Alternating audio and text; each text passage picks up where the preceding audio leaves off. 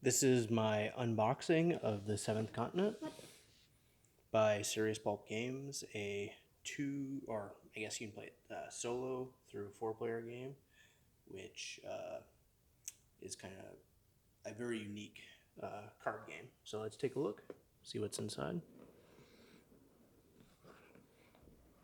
This box is hard to get off. So this is the Wave 1.5, so it has the corrected size cards for sleeves. So there's the rule book, the tokens for the different characters, action sequence cards, and let's see here, punch outs for, I guess, for the skull, and then all of the cards. So I guess you may not want to see that card, but there's different, packs of cards. Wow, those are pretty terrible dice. But they did come with these minis, like you've seen in the other videos, probably.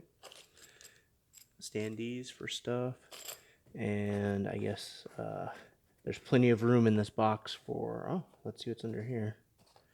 So under here, dividers and other things, so you can separate your cards out by that. So there you have it. That is what's in the box for Seventh Continent by Serious Pulp Games. If you like this video, please subscribe and please take a look at our other videos. Thank you.